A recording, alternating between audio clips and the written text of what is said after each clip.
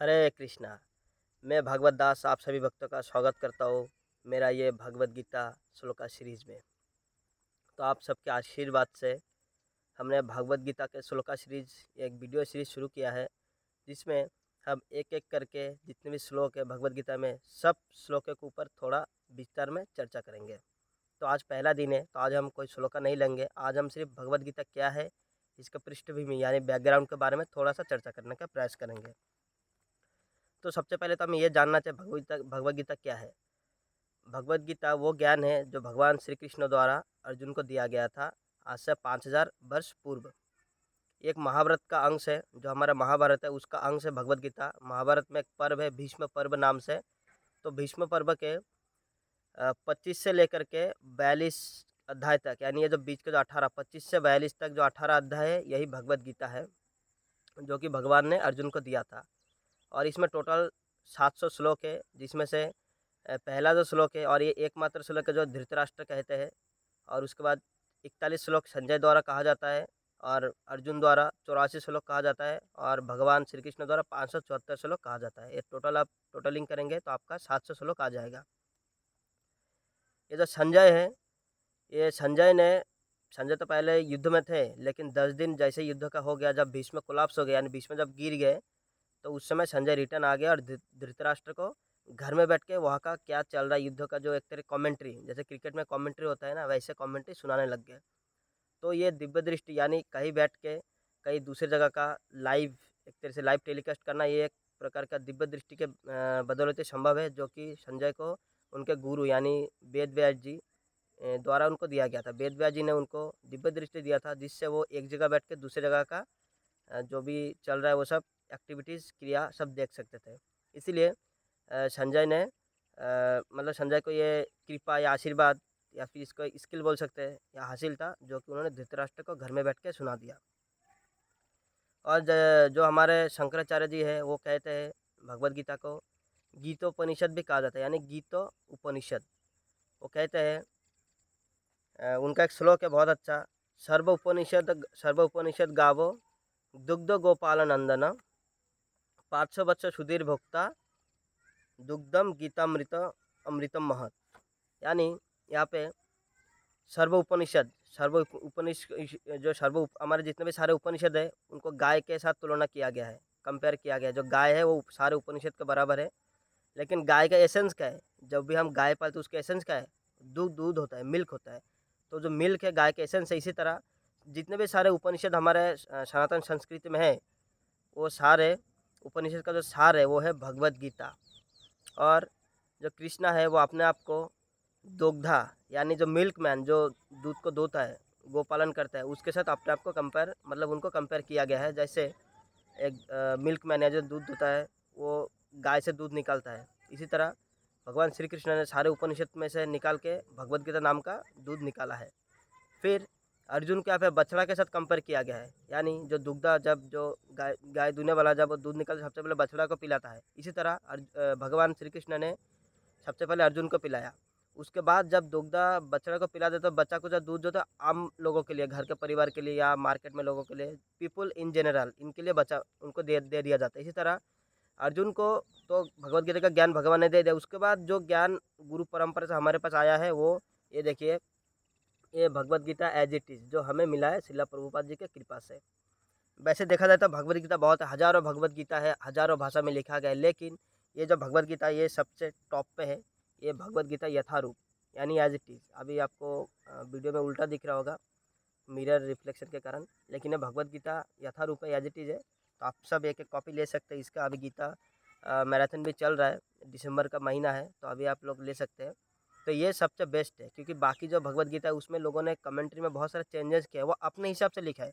जब भी हमको किताब पढ़ते हैं ना, तो अगर उन्होंने अपने हिसाब से लिखा तो हम जो एक्चुअल एसेंस है उसको नहीं पढ़ रहे होते, हम पढ़ रहे होते उस एसेंस को समझ के उन्होंने क्या समझाया पढ़ के वो लिख देते हैं, है ना। तो हमने भगवान जैसे मान लिया भगवान ने गीता का उपदेश अर्जुन को दिया, लेकिन किसी आदमी ने वो गीता को पढ़ा फिर उसने अपना समझ के हिसाब से लिख दिया, तो हमारे पास क्या पहुंचेगा? हमारे पास भगवान का जो विचार है या भगवान का जो ज्ञान है वो नहीं पहुंचेगा। वो ज्ञान खंड विखंड हो जाएगा, क्योंकि उस आदमी ने अपने सीमित बुद्धि से जो समझा वही लिखा कि मुझे ऐसा लगता है, ऐसा ऐसा होना चाहिए। एक्चुअल ज्ञान हमें नहीं मिलेगा, लेकिन प्रभुपाद जी की कृपा से हमें ये Bhagavad Gita as it is मिला है। ये यथारूप है, देखिए आप यहाँ पे नीचे लिखा है यथारूप एज इट इज़, ठीक है, ये लिखा है। तो ये यथारूप है, इसमें कोई चेंजेस नहीं है, जैसे भगवान ने कहा वैसे ही हमें दे दिया। तो हमें ओरिजिनल वाला पढ़ना चाहिए, नहीं तो हम नॉर्मल वाला तो बिजनेस के लिए भी पढ़ सकते हैं, या कोई भी मोटिवेशन स्पीकिंग के लिए, या कुछ भी स्किल सीखने के लिए वो भी पढ़ सकते हैं। लेकिन हमें अगर जो टॉप मोस्ट जो भक्ति योग है, जो भक्ति है, वो अगर लेना है, या गीता का सार हमें समझना है, तो हमें भगवद गीता यथारूप यानी Bhagavad Gita as it is पढ़ना चाहिए। और यहाँ पे भगवद गीता में भगवान श्री कृष्ण ने गुरु का रोल अदा किया है, गुरु है वो, और शिष्य कौन है, वो अर्जुन है शिष्य। क्या होता है, ये जब कृष्णा कृष्ण तो कभी नहीं चाहते कि युद्ध हो, क्योंकि भाई भाई थे, पांडव कौरव सब भाई भाई थे। लेकिन कृष्णा ने जब बहुत सारा समझाया, लेकिन वो लोग नहीं माने। कृष्णा ने फिर जाकर बोला सिर्फ 5 गाँव दे दो, क्योंकि ये जो पांडव है यानी युधिष्ठिर, भीम, अर्जुन, नकुल, सहदेव, ये क्षत्रिय है, और इनके अंदर क्षत्रिय का खून दौड़ रहा है। तो क्या होगा, ये लोग मतलब राज राज करना चाहते हैं, या इनको इनके नेचर में वो चीज़ है, तो इनको कम से कम 5 गाँव ही दे दो 5 भाई को, ये अपना उतने में खुश रहेंगे। लेकिन दुर्योधन ने क्या कहा, नहीं, हम इनको सुई रखने के बराबर, जो सुई की नोक के बराबर जगह भी हम इनको नहीं देंगे।